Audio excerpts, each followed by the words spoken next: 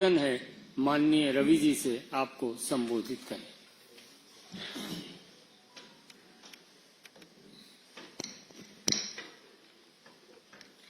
नमस्ते मित्रों, क्षमा चाहता हूं, थोड़ा मैं ट्रैफिक का लेट हो गया।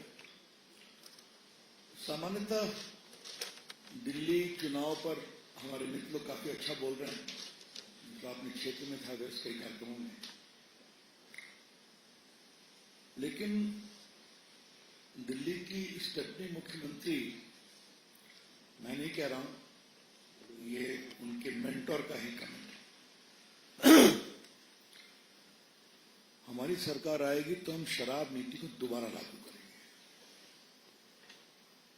अन्ना हजारे के आशीर्वाद से उपजे जन आंदोलन में नैतिकता की दुहाई देने वाली पार्टी की अब पहली प्राथमिकता शराब हो गई है। ये तो देखा ही नहीं मैं आज तक। सीएजी की रिपोर्ट आपने कंसील कर दिया, विधानसभा में नहीं आने दिया। आपको मालूम है कानून के मुताबिक जब रिपोर्ट आती है तो पहले विधानसभा में जाती है, वहां से पब्लिक अकाउंट्स कमेटी में जाती है। तो 2600 करोड़ का घोटाला हुआ, उसको आप छुपा गए। माननीय केजरीवाल जी जेल गए, माननीय सिसोदिया जी जेल गए, बाकी लोग गए, चार्जशीट फाइल हो गई है, सैंक्शन दे दिया गया है। इसके बाद भी शराब के ठेकेदारों का ऐसा क्या दबाव है इनके ऊपर? कौन सी अंडरस्टैंडिंग है कि आते के साथ उनका कहना है कि हम दोबारा लागू करेंगे? ये अपने आप में बहुत ही पीड़ादायक है। दिल्ली के शराब के घोटाले पर बहुत बातचीत हुई है, इसी मंच से की गई है, राष्ट्रीय स्तर से भी और दिल्ली के भी भाजपा के स्तर से। तो दोबारा दोहराने की जरूरत नहीं है। लेकिन सीएजी ने घोटाला पाया, सीबीआई ने घोटाला पाया, दिल्ली की स्पेशल इन्वेस्टिगेशन टीम ने घोटाला पाया, चार्जशीट हो गई है, कॉग्निजेंस हो गया है, सैंक्शन हो गया है। और तो और सीएजी की रिपोर्ट विधानसभा में नहीं रखी गई तो हाईकोर्ट ने भी फटकार लगाई, आपने देखा। इसके बावजूद कहना कि हम उसी शराब नीति को लागू करेंगे, मतलब वही घोटाला करेंगे जो हमने किया था। ये बहुत पीड़ादायक है। और भारत के गणराज के 75 ईयर्स पूरे हो रहे हैं, तो पॉलिटिकल आंदोलन बहुत हुए हैं, लेकिन नैतिकता के बिना पर शुरू किया गया कोई आंदोलन शराब के घोटाले की दलदल में इस तरह आगाज है तेरा बहुत कुछ सीख। मैं फिर रिपीट कर रहा हूं, आजाद भारत में 47 के बाद बहुत सारे पॉलिटिकल मूवमेंट्स हुए, आपने देखा होगा। पॉलिटिकल पार्टी हुए हैं, बाकी के हुए हैं, कई पार्टियां आगे निकल गई, कई पार्टियां नहीं निकल पाई।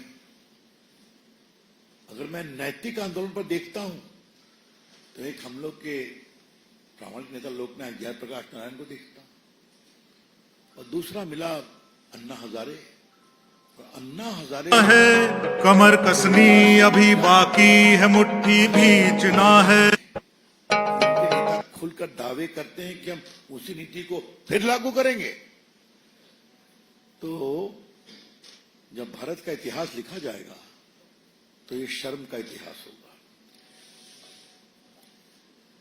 The blind attachment of the Aam Aadmi Party politics to safeguard the interest of the liquor mafia will remain as a black chapter of Indian polity. ये मैं कहना चाहता हूं। मित्रों, राहुल गांधी बहुत बोल गए हैं, सुना हमने, देखा भी हमने। आज थोड़ा राष्ट्रीय मंच से उनके साथ बड़ी विनम्रता से अक्लमंदी की बात करनी है।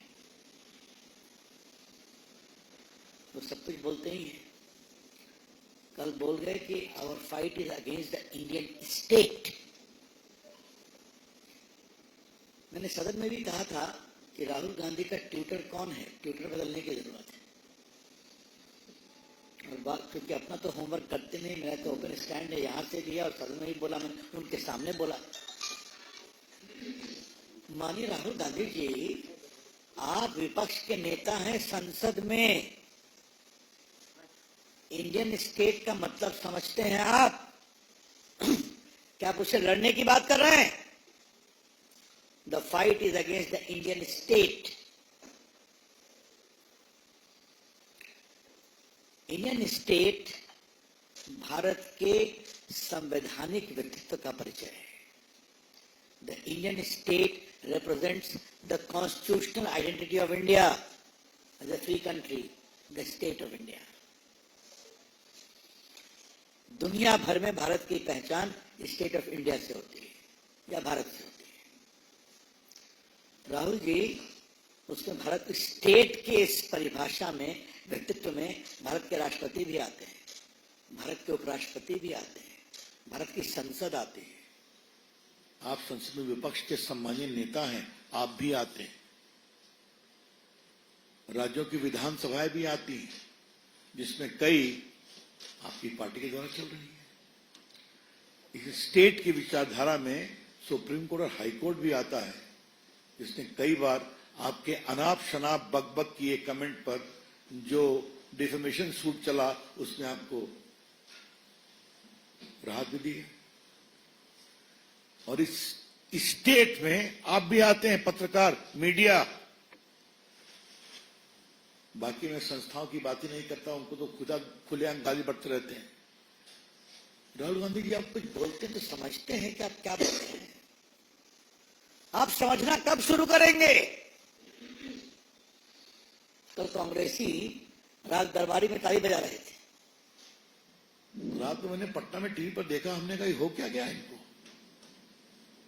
क्या कांग्रेसी, जो वरिष्ठ कांग्रेसी अच्छे लोग हैं, अनुभवी लोग हैं, उन्हें समझाना ही बंद कर दिया है क्या? राहुल गांधी जी, आप संघ की बहुत आलोचना करते हैं,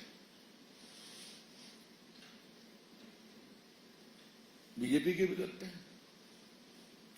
ये आप कोई नया काम नहीं कर रहे हैं, काम आपके पर नाना जी भी करते थे, नेहरू जी, इंदिरा जी, राजीव जी, और आप तो सबसे आगे निकल गए हैं। कभी देखा है कि आप कहां पहुंच गए आपकी पार्टी? और संघ आज कहां से कहां पहुंच गया देश में, और भाजपा कहां से कहां पहुंच गई? क्योंकि संघ एक राष्ट्रवादी संगठन है, समाज के लिए बड़ा काम किया है, देशभक्ति के लिए बड़ा काम किया है। और कल टीवी पर दिखाया जा रहा था गणतंत्र दिवस के परेड की पूरी कहानी, तो किस तरह चीन के युद्ध के बाद संघ के लोगों ने परेड किया था, आज के कर्तव्य पथ पर इसको भी दिखाया गया। तो ना आप कुछ जानते हैं, ना कुछ समझते हैं, ना समझने की कोशिश करते हैं। मैं फिर कहूंगा, राहुल गांधी अर्बन नक्सल्स के चंगुल में। लेट मी से it very clearly and categorically, Rahul Gandhi is in the complete grip of the urban Naxals thinking process, माओवादी सोच के प्रभाव में जो इस तरह की बातें करते हैं, इसकी बहुत भर्त्सना करते हैं, बहुत शर्मनाक है। राहुल गांधी, एक बार मैंने इसी मंच से कहा था कि आप विपक्ष के नेता हो गए, बड़ा पद है, आपकी क्षमता से मिला है या परिवार के कारण मिला है, वो एक अलग विषय है। कुछ जिम्मेवार बनिए, लेकिन मेरी प्रार्थना अनसुनी जा रही है और रोज बरोज मैंने कहा कि माननीय मोहन भागवत जी के खिलाफ देशद्रोह का मुकदमा चलना चाहिए। तो बेबुनियाद है ही है। आपके इंडियन स्टेट्स के खिलाफ लड़ रहे हैं, इसका मतलब समझते हैं आप क्या है? कानून में उम्मीद करता हूं कि उनके यहां भी बड़े वकीलों की काफी फौज है, राजसभा में बैठे हुए लोग हैं, समझाएंगे जो बोले इसका आपराधिक इम्प्लीकेशंस क्या है। मित्रों, एक अंतिम बात कहनी है, फिर मैं आपके सवाल लूंगा। एकाएक देखा कि हिंडनबर्ग ने अपनी दुकान बंद कर दी है। पता नहीं रविंद्र बाबू कहाँ बैठे हैं। रविंद्र बाबू, क्या हुआ? ये दुकान क्यों बंद हो गई? और जिस दिन कांग्रेस का कार्यालय खुला उस दिन बंद हो गई।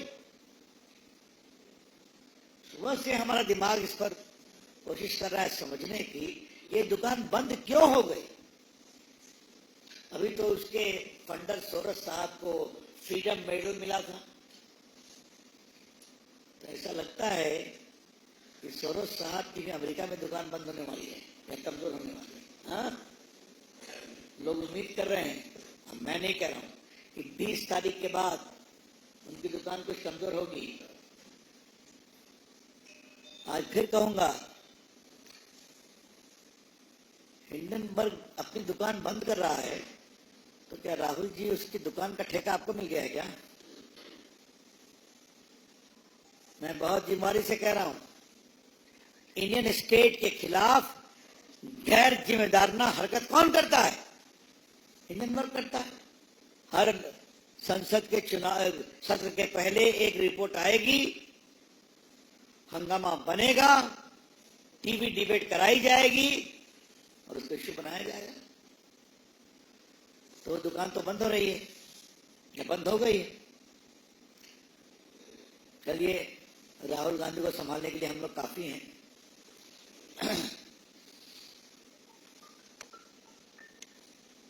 आज कैबिनेट में एक फैसला हुआ है कि सभी केंद्रीय सरकार के कर्मचारियों को 8वें वेतन आयोग की मंजूरी दे दी गई है। पार्टी की ओर से हम इसका स्वागत करते हैं। That's all from my side. Open to questions. प्रश्न सागर आमंत्रित है। अरुण धोत्रा।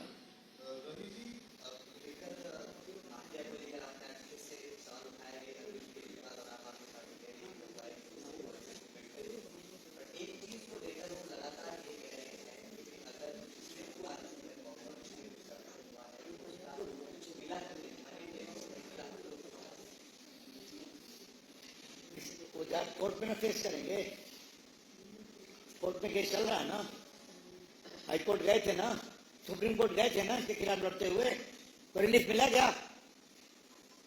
तो कानूनी प्रक्रिया चल गई है। सीएजी ने पाया कि नहीं पाया? तो संवैधानिक संस्थाएं प्राप्त कर मालूम कर रही हैं, सैंक्शन किया जा रहा है, कोर्ट ने कॉग्निजेंस लिया है, चार्जशीट फाइल हुई है। तब उस पर विश्वास नहीं किया जाए और इनके विलाप को सुना जाए, तब जवाब नहीं है।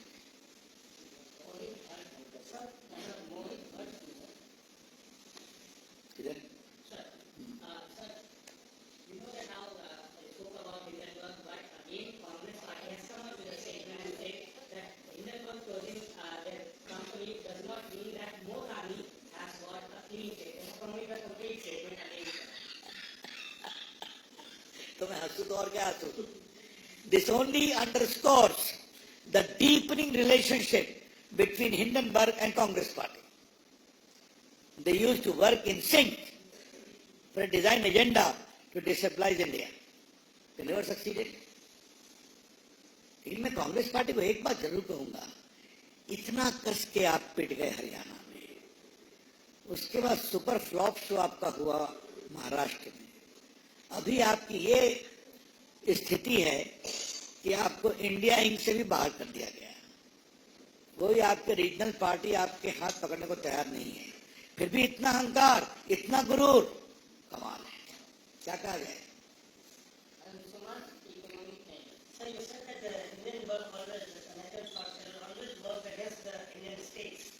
Now when we are hearing the news of shutting down, the company shutting down its shop, what is your opinion, sir? What's the party's view of that? No, whether they open their company or close their company is entirely their business call. But am I wrong in presuming from a whole range of suspicious circumstances warranting their intervention in the polity of India? Whether it is Pegasus, they did not file any report before the Supreme Court, they could not satisfy it. They did not reply to the proper notice of the SEBI, you know it very well. You know the timing of their entire alleged expose just before the session is going to start. So all these are very deep, suspicious circumstances demonstrated their linkage with the Congress party, and both becoming the tool of each other. Sir Hindenburg की report जब भी आती थी चाहे Sensex भी हो जाता था और आपकी सरकार बजट के पहले आपको सरकार को काफी झेलना पड़ता था और विपक्षी एकता भी कुछ होती। अब हिंडनबर्ग कोई रिपोर्ट आएगी और 100% सरकार के साथ ऐसे में आपके खिलाफ जो मुद्दा ऑपोजिशन को मिलता था कमेटी जो दिखती थी, आपको लग रहा है कि इससे आपको और आपकी सरकार को राहत मिलेगी खासकर बजट सत्र में? अच्छा ये बताइए, महाराष्ट्र के चुनाव के बाद नहीं आया था क्या? हरियाणा के समय नहीं आया था क्या? लोग जान गए हैं कि एक चीज क्या है, ये हिंडनबर्ग जंतु क्या है, इसको देश की जनता समझ गई। और स्टॉक मार्केट भी एक आध दिन ऊपर नीचे होता है, फिर स्टेबल हो जाता है। एक आपने, आप तो बड़े संगीत के भी प्रेमी हैं, ऐसा मैंने सुना है। सच्चाई छुप नहीं सकती बनावट के वसूलों से, खुशबू आ नहीं सकती कभी कागज के फूलों से। भैया आता हिंडनबर्ग का। यस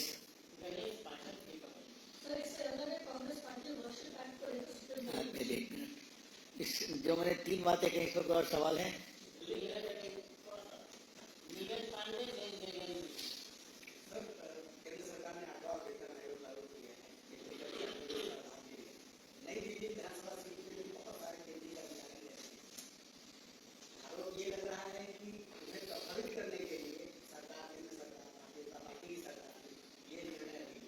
ये तो हमेशा होता है। 5 साल में भी तो सरकार का प्रवक्ता रहा हूं ना, तो डीए वेतन आयोग तक घोषणा हम लोग करते थे ना। और दिल्ली में जितने केंद्र सरकार के कर्मचारी रहते हैं उससे ज्यादा देश में रहते हैं ना, तो सबको फायदा है। और इसका रास्ता क्या है? 1 नेशन 1 इलेक्शन।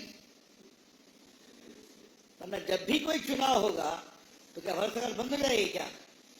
ये कोई सोच ठीक नहीं है।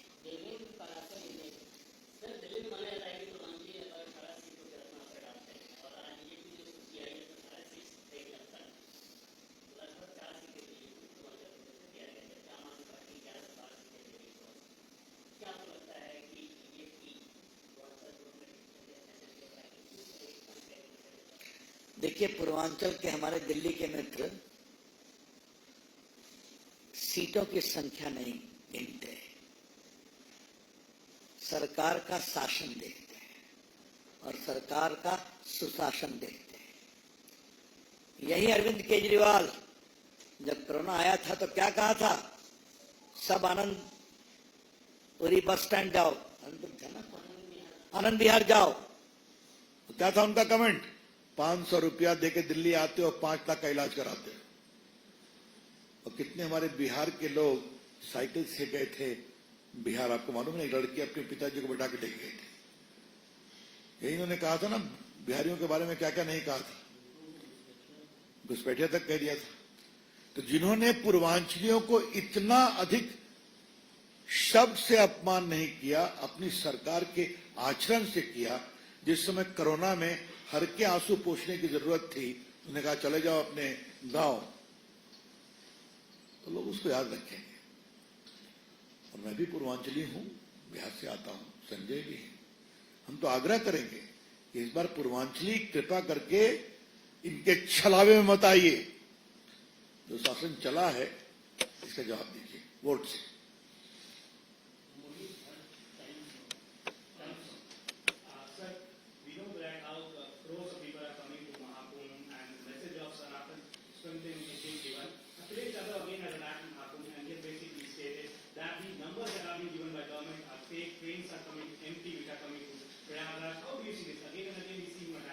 वो उत्तर प्रदेश के पूर्व मुख्यमंत्री हैं। मैं यही आग्रह करूंगा, थोड़ा सनातन को समझें। जो संख्या वहां आ रही है वो दुनिया देख रही है। हमें गर्व है आज अपने सनातन संस्कृति पर, जिसका विशाल परिचय कुंभ मेला में दिखाई पड़ रहा है। कड़ाके की ठंड है, दुनिया से लोग चले आ रहे हैं त्रिवेणी संगम पर पवित्र गंगा, पवित्र यमुना और पवित्र सरस्वती के जल से स्नान करने के लिए।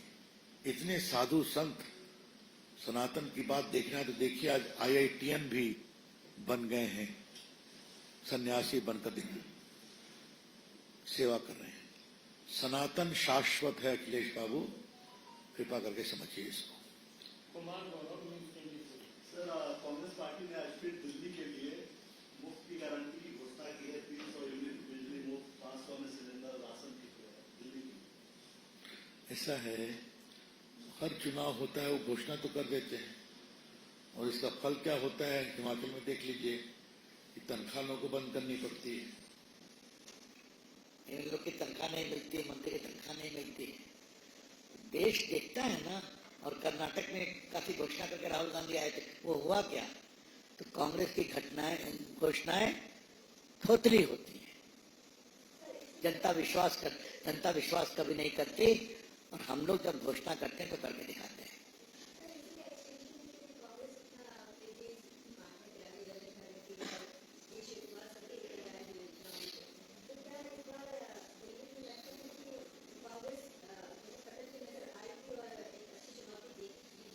वो तो जनता को देखना है, मुझे नहीं देखना है। लेकिन डी शिव कुमार की चिंता बढ़नी चाहिए।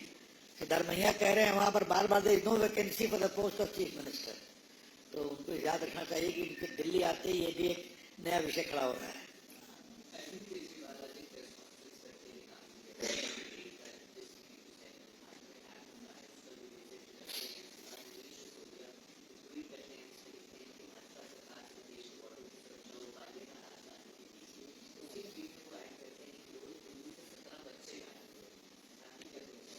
देखिए, पहली बात है कि सैफ अली खान पर जो हमला हुआ है उसकी पार्टी बहुत निंदा करती है।